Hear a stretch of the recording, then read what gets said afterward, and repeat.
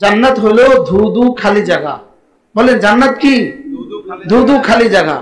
ওয়ান্না গিরাসাহা, তবে জান্নাতের গাছগাছালি, জান্নাতের পাখপাখালি, জান্নাতের ঘর বাড়ি, জান্নাতের সবকিছু তোমার উম্মতকে বলবা দুনিয়া থেকে সাজাতে হয়।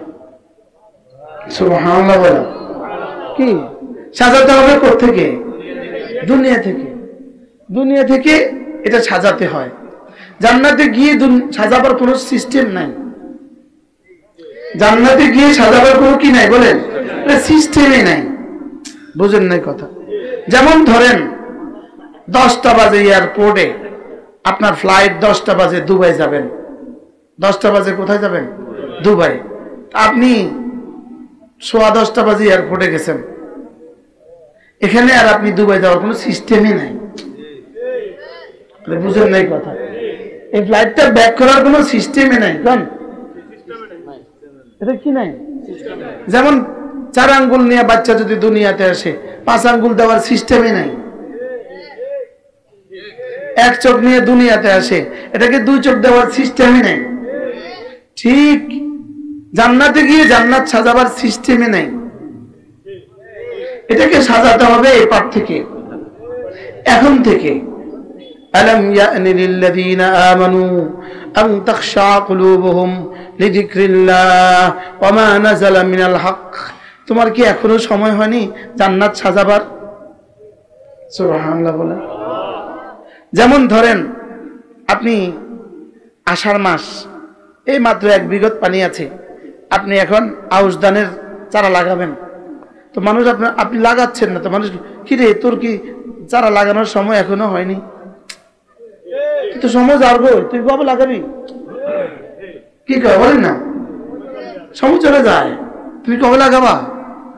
হ্যাঁ, এখন আষাঢ় মাসে পানির মধ্যে মরিচের চারা লাগানোর চেষ্টা করতেছে মানুষ। কি কয় তুই মাথা খারাপ, তুই পানির মধ্যে মরিচের চারা লাগাস কীর্তি? পানির মধ্যে মরিচ চারা লাগালে হবে?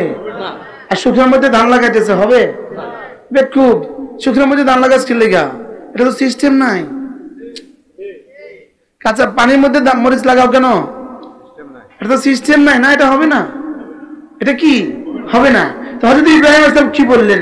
তোমার উম্মতকে বলে দিবা জান্নাত সাজাতে হয় দুনিয়াতে, জান্নাতে গিয়ে জান্নাত সাজাবার সিস্টেম নাই।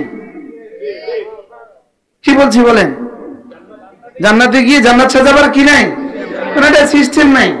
তুমি এখানে সাজাবা না, ওখানে গিয়ে সাজাবা, এটা হবে না। এটা কি বলেন? এটা হবে না।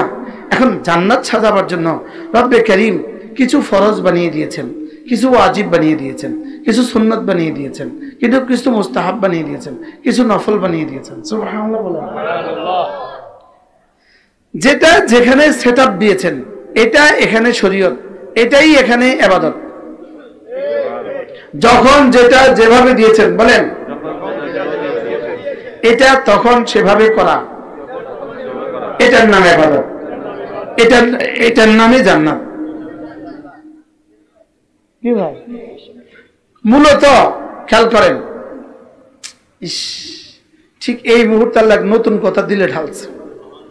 বলেন আমার নামাজ আমার জান্নাত।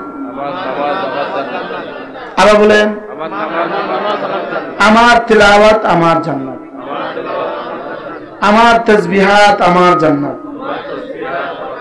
আউয়াল মারতবা এই শব্দগুলো জীবনে বললেন। আল্লাহু আকবার, আল্লাহু আকবার। বলেন আমার নামাজ আমার জান্নাত, আমার তিলাওয়াত আমার জান্নাত। আজীব বিষয়। যেমন ধরেন একটা টাকার নোট বাইর করেন তো, আমি আপনাদেরকে দেখাচ্ছি। এটা টাকা, টাকা, টাকা, টাকা। এটার হুবহু এই টাকাটার পেছনে, হুবহু এই টাকাটার পেছনে আছে স্বর্ণ, আর সামনে আছে চাল ডাল আলু। কি বলছি বলেন? পেছনে আছে কি? সামনে আছে কি? চাল ডাল আলু। আমার কোরআনে কারীম, আমার নামাজ, আমার তেলাওয়াত, এর পেছনে আছে আল্লাহ থেকে জিবরিল হইয়া রাসূল কর্তৃক শিখানো। আর সামনে আছে জান্নাতের গাছ, জান্নাতের মাছ, জান্নাতের হল, জান্নাতের ফুল, জান্নাতের ফল। তো ঠিক আছে না?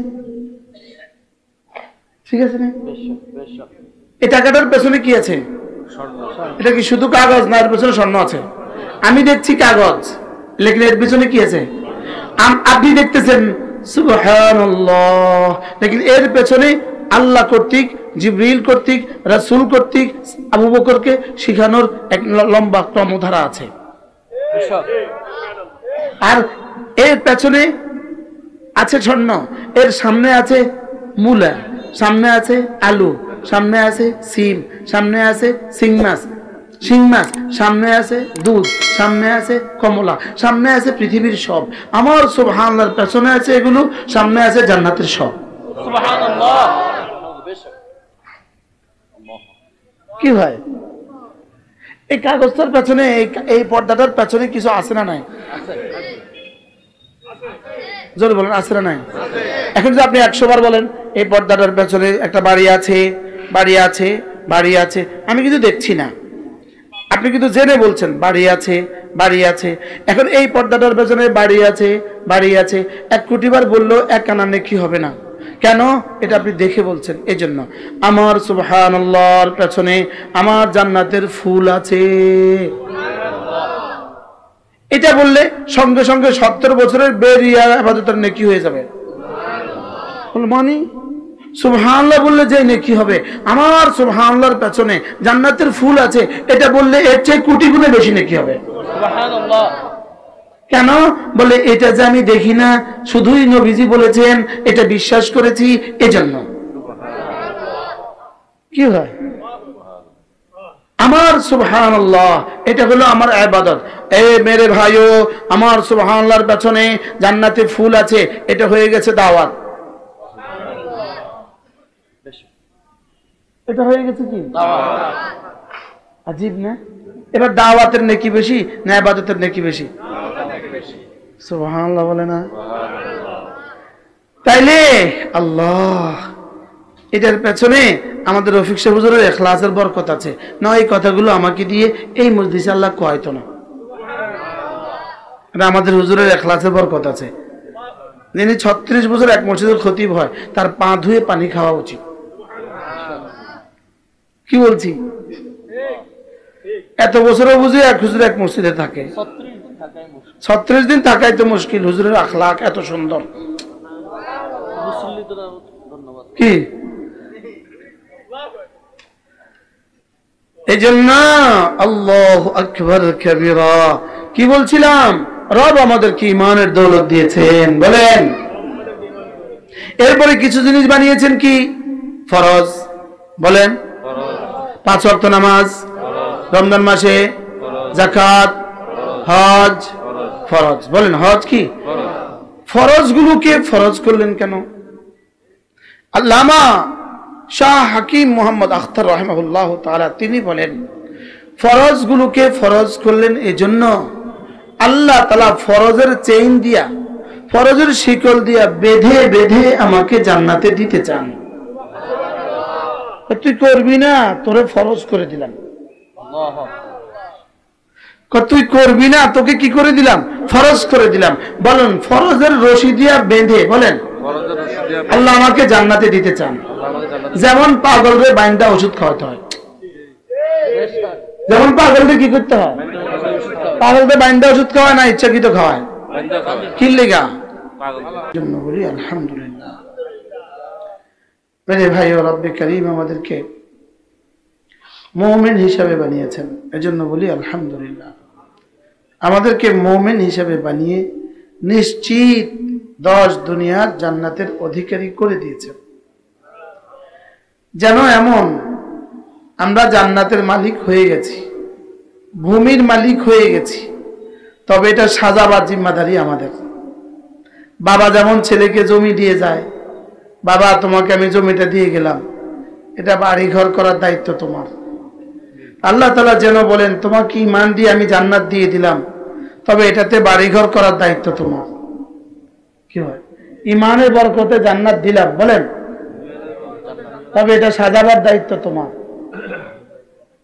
কি বলছি বলেন? তবে সাজাবার দায়িত্ব কার?